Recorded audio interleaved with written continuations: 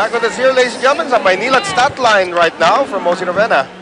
Look at this, 20 big attack points coming from the Army. Talagang they started off real strong. Philippine Navy with 14 of their own. Laki ng diferensya, pero what mattered most was the blocking. Ni Suzanne Roses, mostly with 4 blocks and only 1 for the Army. And yung errors ng Army, they had 5 and only a single error coming from the Navy. Pati yung sa serve nila had 2 bonus points at yung isa pa came from a really good time. And of course, those are the Maynilad stats brought to us by Maynilad, the official drinking water provider of the Shakey's V-League. So again, that is only 1 set. It takes 3 sets to win a volleyball game. That's right. So Army starting off here. Ers Iratay on the serve. Joanna Botor-Carpio. Suzanne continues her hot streak here, getting the first point for the Philippine Navy. Well, so far, Suzanne Roses with 9 points already. Actually make that 10. Bautista with 3, Laporte with 3. On the other side of the net, it's Bunag with 6, Balsa with 5, and Carolino. This is, I think, Michelle with 4. Time that time on the setup from Mercy Ratay to Mayat Carolino. So 2-0 Navy right now. Joanna Botor-Carpio, she still looks like she can pass for a college student. Oh, baby face talaga. Oh. Here's Bunag now taking something off of that. Nene Bautista on the attack. Turned back that time by Mayat Carolino. Here's Michelle Carolino. And Prochina was defenseless. Lamang na doon sa talunan si Michelle. It's hard to beat her on her element. Ang daming mga yung mga maliliit na spikers who really look up to Michelle Carolino and the kind of success that she's had in her volleyball career. And there is another tip, this time from Sue Roses. 3-1 Navy. Just a smart move there coming from Sue Roses. Magbilang ka ng mga maliliit na matataas lumundag. Marwa Banatikla, we talked about already from UST. Bangladesh Pantalyon. Angela Benting, nandyan. If it's Fun Family Pizza, it's gotta be Shakey's. And of course, para sa perpetual labas, April Sartin. So, it's not really necessary for you to have height. It will always help. But if you have the natural leaping ability. And ability made that happen. Well, si Sue Roses is tall, fast, can jump high, extremely talented. Anong na natin kung marunong siya magluto rin eh.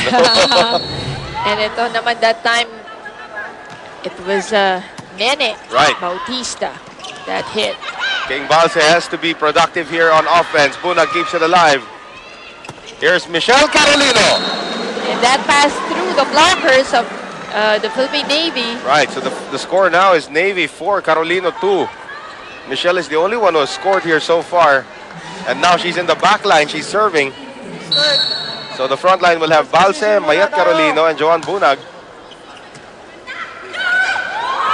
Here's Bautista on the delay. Bunag with a nice block. They go back to Joan Bunag. Oh, block!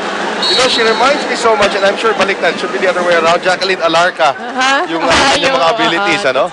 And yun, with not much approach. Right. Patras lang na isang step and then went for the kill.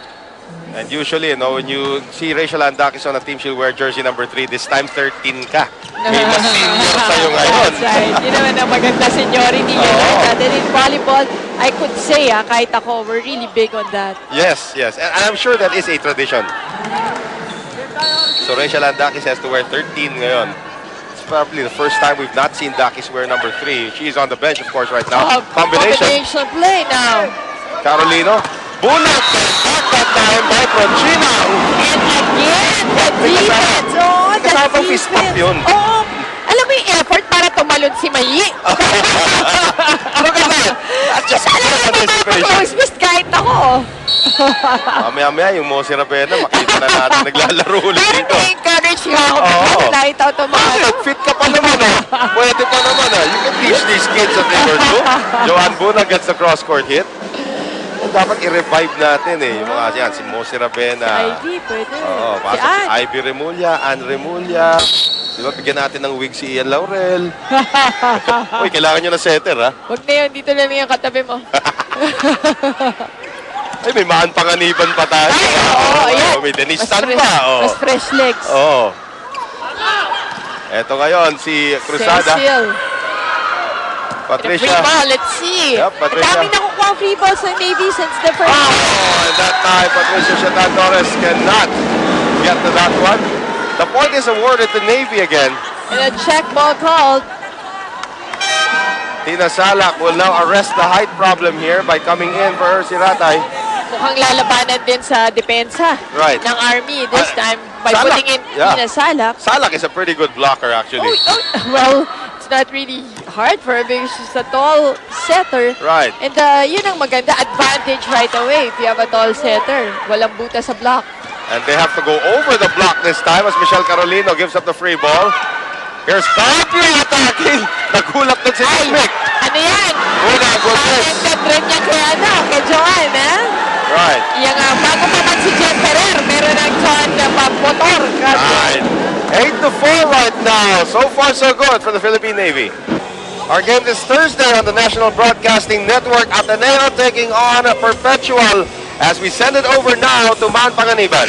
Yes, Noel. Let's go to the Philippine Army. First, Coach Rico Dixman and I were talking about this team very young and stronger, the stronger team on paper. Pero sabi niya, ngayon iniisip nila at kailangan nila ma-realize kung paano mako-complement ng strengths ng mga players nila, yung strengths ng iba at kung paano nila mako-conceal yung weaknesses nila as a team. And speaking of complementing the team, the Army got Dakis from FEU and Manukay of UP as their guest players. And the reason behind this is before pa daw, silang dalawa na ang kinukuha ng Army to play for the teams in the leagues that they participate in, and the two never failed to perform. And now after the first set, Coach Rico reminded his team na mas patibayan ang reception lalo na pag crunch time. Although they got a very agile libero, hindi dapat umasa at dapat nating ipakita ang laro natin without hesitations or intimidation from the opponent, guys. Well, Maya Manukay has to be backing up one of the best liberos right now. Ito si Patricia Shatan Torres. Oh, yes. And the attack by Tina Salak goes wide. Had the right area in mind. That went wide. And right now, 9-5. Axel is the official outfitter of the Shakey's V-League. Mick Laborte to serve for Navy. Here's Torres. Salak goes to Bunag. Joanna Botor Carpio. Sue Roses. Sue Roses on the power tip. And it has been Sue. Yeah. For the Navy. It's been Roses all the way, even in the first set nung Navy was down by 7 points. It was the blocking of Roses. Actually, it's the defense of the entire team and the offense of Sue. You know, that's how they won the first game. So you're sort of looking for the offense now from people like that lady, Dalia Cruz, who finally gets her first point here in the second set, and Ging Balse. Yun yung 1-2 punch nila. Not to mention Michelle Carolino and Mayat Carolino. That's how Dito sa good they Navy, are. it's almost Sue Roses and Nene Bautista for offense. Roses has to get it across. Here's Salak, goes the other way to Michelle Carolino. And again, Galito gets there. The defense of the Philippine Navy. Carolino tries again, and this time Galito says, I can't do that Not twice. on the second time. That's Michelle Carolino, MVP. That's right. Sabi rin naman ni Michelle, not on the second time. I mean, she's what, 30-something already, and she's still playing like she's a teenager. Amazing. Here's Cruzada. Salak now, running attack. But out from Cruzada. So Dalia Cruz now starting to wax hot. Ito yung pinag-uusapan natin. Look at Cruzada. Alam niya kung saan dadalhin. She was there. It's just that siguro yung conditioning, di ba? Right. But yung mental ability nandun pa rin Kampasang-basa Ito ngayon, Michelle Carolino on the other end. Galino tries to keep it alive, and Laborte punched it back to Galino. Tignan ko galing mo. Ang ganda ng rally na pinapakita rito ng Army, and now Zenaida Ibanez will have to call a timeout. Yan si Nene para sa'yo. Ay, nako. Alam mo, you should get to know her, ha? Minsan kausapin mo para malaman mo. Paluin ako niyan. Ay! We have yet to see her in action. Huwag ka lang pabugbog, ha? Pero, what a nice, really nice character. So funny. Ay!